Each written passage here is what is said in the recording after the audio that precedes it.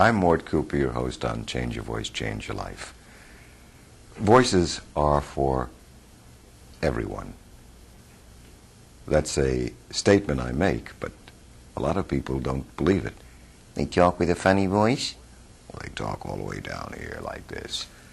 Voices really express us. They speak for us. They make us who we are or aren't. Now, that is a premise. Maybe you don't feel that way.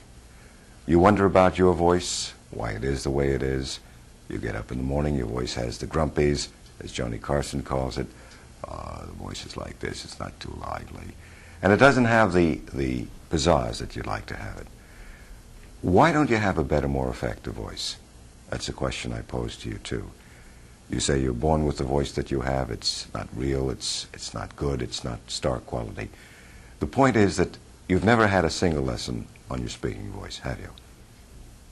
That's a point that seems to bother you just a bit. Why would anybody want to take lesson 1 on the speaking voice? Don't you just open your mouth as you're growing up and talk?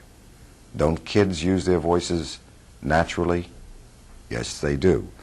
But when you're a kid, you have a kid voice, and when you're an adult, you have an adult voice. Unfortunately, a lot of adults have kid voices. You know that because when you answer the phone, if you're a woman, they ask, is your mother in, or is the lady of the house in, or if you're at the office, who's in charge, because you sound like a kid. And if you're a male, when they call, they ask, is your father in? You are the father. Or they ask at the office, who's in charge? Because you don't have an adult voice. You may be the lawyer, the doctor, the Indian chief, or whatever, but you don't sound it. Voices, I say, are for everyone, but that point may not have permeated yet. What do I mean by that? As a kid, you have a kid voice, you grow up, you become an adult, but you maintain or retain the kid voice. You don't make it an adult voice. Why should you make it an adult voice? Doesn't it automatically change as you grow from childhood to adulthood? No. Basically, it doesn't change. It's my view that 50% of us, 50% at least, maintain a kid voice, thin, high, nasal, and so forth. When we stay up here, we have the blahs and the wimpies. And you don't know better, and you just live with it. Between the ages of 12 and 15, the voice basically changes from a kid to an adult, from a boy to a man, from a girl to a woman, from a kid to an adult, but you don't change that way. We're going to show you today how you can get a better, more effective voice. Voices are for everybody. Now, if you like the voice that you have, you feel comfortable with it, you don't have to bother watching, but maybe you have a friend or an enemy. Could be you have an enemy, and they talk like this, and you make fun of them, or you ignore them, or you tune them out, or you have a friend that has a bad voice and you want to help them. You can do all of this by simply understanding the laws of voice. There are laws of voice, like there are laws of gravity. In the 18th century, Newton discovered the law of gravity. Now, for many centuries, there was no concept of the law of gravity. Why in the 18th century? Why by one person? You have to ask yourself that question too. Why not in the 16th century? Why not in the 14th century? Why not before? Why did the Wright brothers learn to fly at a certain point? Why not somebody else? Why the steam engine? Why the car? Why this and that? People in our society are inventive, creative, and innovative. Not necessarily in that order, but they are. There are individuals that help us to move forward. I hope I found some of the laws of voice that find and use your natural voice in seconds and show you a direction that can help you to be all you can and more, so that you represent yourself with a speaking voice, which is an instrument. Most of us don't realize the voice is an instrument. It's like the piano. It's like a saxophone. It's like any instrument that you could think of. And yet, you haven't taken lesson 1 on the speaking voice. You take lessons on how to drive your car, lessons on how to dress, on how to think, write, and read, right? But how many of you have ever taken one single lesson on the speaking voice.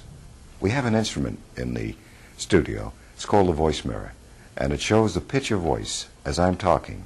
It will show it to you, and I'm going to demonstrate how you can get your real voice using the instrument as we go along. So you join me if you want to have a better, more effective voice. I maintain voices are for everybody, not just the stars, not for just people on radio and television, not for people who are lawyers and doctors and are in important positions, but for you as a homemaker, as a student, as a truck driver, as an individual who wants to be more expressive and real to yourself and have greater self-esteem.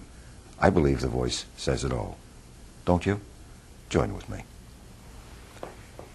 If you wake up in the morning and you have the blahs like that, your voice is down here, you don't have to have that voice. What it is the basal pitch of voice, the bottom, or the morning voice. And you don't want to use that voice all the time. What you want to do is get the concept that the voice should be up here in the two-thirds solution. Now, what is the two-thirds solution? Just bear with me. The voice is built on a megaphone basis from the top of your eyebrows down to the bottom of your vocal folds at the 5th and 6th cervical vertebrae down here. There are 7 cervical vertebrae in the neck, and it's built on a megaphone basis with a narrow portion down here, and it moves up that way, 6 to 9 inches in length. Now it's broken up into the upper throat. This whole thing is the throat, incidentally. From the top of your eyebrows down to the bottom of your vocal folds is called the throat. Right behind, if somebody were to cut behind, right down behind, it would be an empty tube, and that is called the throat. It's right behind the eyes and the nose and the larynx over here. It's an empty tube, and it's built with the upper throat, the middle throat, and the lower throat. And a lot of people talk up here, Sandy Duncan, Cyndi Lauper. You know, she's so lovable. I love her so much when I listen. And she talks, you know what I think, it's a very lovable presentation. It works very well for Cyndi. But for most of us, it wouldn't work. Morty Cooper used to talk that way. It didn't work for me. Hi, I'm Morty Cooper. So I changed it. And let me advise you, you can do it. Let me just tell you, you just balance the oral and nasal resonance. Now, this is the upper throat, this is the middle throat, and this is the lower throat. This is the two-thirds solution. I label it the two-thirds solution. It's called the mask area. And the mask is the area that the ancient Greek actors talked through, literally through a mask on stage, because they didn't have women on stage, and they imitated the women. You want to balance the oral and nasal resonance over here and not talk down here, not talk up there. There are people in our society, the deaf. Forgive me if I imitate them. I feel for them and feel my position. I feel that as they're growing up, they should have help on the speaking voice so they can join with the speaking society. Now, there are those who maintain sign language is where the deaf should be. I don't buy that per se, because we live in a sound society, and a lot of people want to join the sound people because that's where the action is. If you want to stay in an isolated area and do signing, that's fine. But today, if you want to be somebody and get somewhere, you have to be where the rest of the people are, and that's using a speaking voice that gets you heard, liked, and, in my opinion, listened to. The deaf, or the very severely hard of hearing, there is a time for voice help. It's usually when they're very young. People who have those impairments should be helped at that time. Unfortunately, not too often are they helped.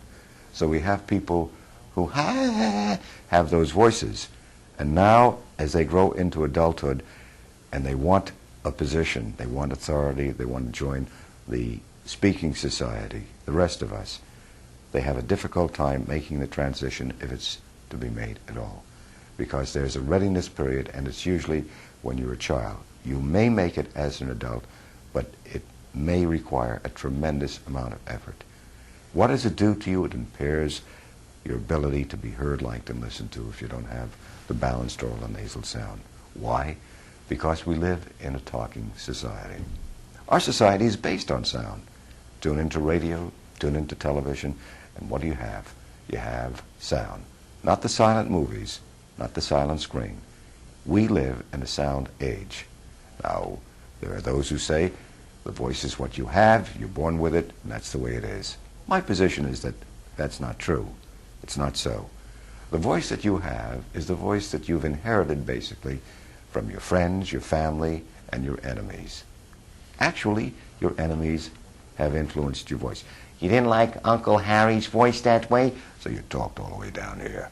Or Uncle Harry had a voice like this, and you don't like Uncle Harry. So you talked the only way up there. You sound like Sandy Duncan. Do you like wheat? I loved wheat thins before I heard Sandy Duncan. I don't like wheat thins anymore, but that's just my feeling. I don't know about you. And I like to listen to people who are very easy and soundable. They have believability in their voice. Johnny Carson, I like James Garner, Anne Bancroft, Diane Carroll. I love those voices because they're up here and they have soundability and believability. Do you have that? Does your voice give you the ease and comfort?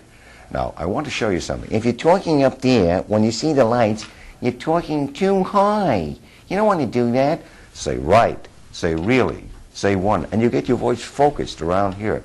And that's what you want to do. You want to balance the oral and nasal resonance. This is the nasal, and this is the oral, and you want to balance it. You don't want to take out the nasal resonance and just have a flat oral resonance because it's dull. And you don't want to go down here and talk like I feel the situation is with Henry Kissinger, because then, of course, you might actually think you're losing your hearing when you hear Henry. As you know, Irma Bomback said, if you miss the first few words of Henry Kissinger, folks, it's all over. Henry has a lot of pizzazz. You may not know that. Mimi Van Doren, who dated Henry Kissinger, said on the Merv show when I guested there that Henry didn't have his batteries worn down and out as I said they sound like in his voice. So his voice, you see, doesn't express him. And the reason for that is, I feel the situation, talks all the way down there. We want the voice over here, and we want the voice 007. When it's here, it's a full, easy, natural voice. Now, you can get that, and you can feel at ease doing it, but you have to blend it. I want you to say right, and I want you to say right one. So if you're up here, it's going to bring it down. Right one, right two. And if you're down here, let the voice go forward. Energize your voice. Most of you don't energize your voice. You're mumblers. And we live in a society where people feel put upon if they put a little more pizzazz into their voice. They think they're shouting. You're not shouting. And you're not aggressive, and you're not pushing. You're very soundable, you're very credible, and you're very believable. Incidentally, this is a book I wrote that's now in the 10th printing. It's called Change Your Voice, Change Your Life. It's in libraries, it's in bookstores, and it tells you how to get a better, more effective voice. Can you do that? Can you actually self-improve? Why not? Why not? Let me show you how. You're going to be watching the light mirror, the voice mirror. Join with me. Voice is a very simple mechanism. It's like putting your shoes on and taking your shoes off. But think of this, if you will. If you will. You forgot that somebody helped you to put your shoes on as you were growing up. I remember somebody helping me to tie my shoelaces and so forth. Don't you? If that's true, you learn how to put your shoes on, you learn how to put your pants on, your skirt, your blouse. You learn how to dress. Not for color coordination, but how to dress literally. But you forgot that. And as you grew up, you learned to read, to write, and to think. Now you know that. You spend a lot of time doing that. The vast majority of the time that we are talking throughout the day, we use the speaking voice. We don't write memorandums. We talk. We talk on the telephone. We talk to each other. We talk, we talk, we talk. And talking is the way to go. Now, if your voice isn't talking for you, what do you have? If you're talking like that, what do you have? People listen to you and make a